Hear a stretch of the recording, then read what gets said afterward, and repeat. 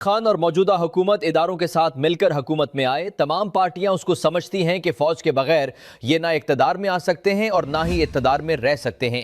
ये सब इस बात पर अब इत्तेफाक कर चुके हैं कि फौज का सियासत में कोई रोल होना चाहिए। Field marshal general Asim Munir बहुत ही दयानतदार और मंजे हुए फौजी सिपाही हैं। मुझे उम्मीद है कि जो कुरान कहता है उस पर अमल करते हुए अब वो दरगुजर की पॉलिसी को इख्तियार करेंगे। इन ख्यालात का इजहार forum for the international relations development UK के चेयरमैन ताहा कुरैशी ने अपने एक वीडियो पैगाम में किया। उन्होंने कहा कि तमाम सियासी जमातों को मिल बैठकर मुल्की इस्तेहकाम के लिए सियासी बातचीत की जरूरत है ताकि मुल्क तरक्की की जानिब गामजन हो। फौज का कभी भी कोई पॉलिटिकल रोल ऑफिशियली पाकिस्तान के कॉन्स्टिट्यूशन के मुताबिक नहीं रहा और ना है, लेकिन बहरहाल अनडिक्लेयर्ड जो इन्वॉल्वमेंट है फौज की, उससे किसी को इनकार भी नहीं है। मेरे ख्याल में तो अब सारी पॉलिटिकल पार्टीज इंक्लूडिंग पीटीआई इस बात पर अब इत्तेफाक कर चुके हैं कि फौज का कोई रोल होना चाहिए। खान साहब भी जो है वो इदारों के साथ मिलकर हुकूमत में आए। अब जो मौजूदा हुकूमत है ये भी इदारों के साथ मिलकर हुकूमत में आई है।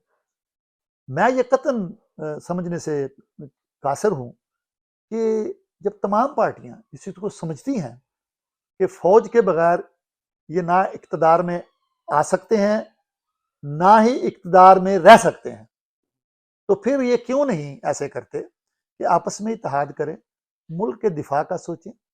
अब ये वक्त है कि ये इस वक्त इमरान खान को भी मेन स्ट्रीम में लाएं। यही बात हम खान साहब को भी कहते थे कि देखिए आप प्रेशर मत डलवाएं, फौज का बार बार ये मत बताएं कि जी हम एक पेज पर हैं, फौज हमारे साथ है। ये एक तड़ी लगाया करते थे ना, एक किस्म की धमकी दिया करते थे, फौज हमारे साथ है।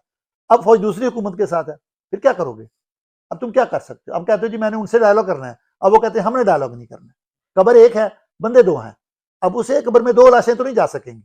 इसलिए मैं समझता हूँ कि हमारी फौज को भी चाहिए कि ये उनके लिए नुकसानदेह होगा मुस्तकबिल में भी, और पिछले जो 2 साल गुजरे हैं उनमें भी मैं समझता हूँ कि काफ़ी नुकसान हुआ है, फौज के इदारे को नुकसान पहुँचा है। 2-2 घंटे अगर हम सिर्फ एक सियासी पार्टी के खिलाफ प्रेस कॉन्फ्रेंसेस करते रहेंगे तो फिर उस पार्टी को आप एक किस्म की ऑक्सीजन दे रहे हैं, उसकी लीडरशिप को आप ऑक्सीजन दे रहे हैं। तो मेरा जो अरबाब इक़्तिदार हैं उनको भी ये एक मशवरा है कि I don't think in any shape or form that will help the institution or the political system if they come on the TV for 2 hours and they start condemning leadership of one recognized political party। और आज वक्त ये आ गया है कि फिर तमाम judiciary जो है वो भी उनके पांव के नीचे बिछी जा रही है, पूरी फौज भी उनके पांव के नीचे बिछी जा रही है और उनको बिल्कुल क्लीन चिट दे दी। और आज पीपल्स पार्टी के जो सरबराह हैं वो मुल्क के सदर हैं और मुस्लिम लीग नून के जो सरबराह हैं वो मुल्क की सियासत एक वज़ीर आज़म के तौर पर चला रहे हैं।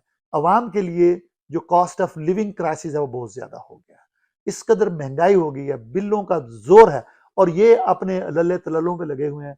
मेरी फील्ड मार्शल साहब से ज़ाती तौर पर ये गुजारिश है कि ये एक माशाल्लाह बहुत ही दीनदार और मंझे हुए फौजी सिपाही हैं।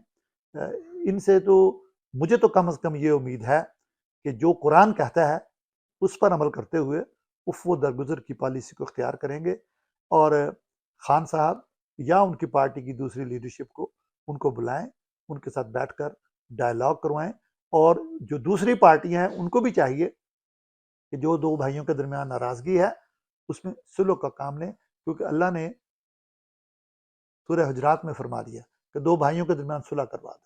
ये सुलह करवा देंगे तो मुल्क में इस्तेहकाम सियासी तौर पर आ जाएगा, सियासी इस्तेहकाम आएगा तो फिर मुआशरती इस्तेहकाम भी आ जाएगा, फिर मुआशी इस्तेहकाम भी आ जाएगा।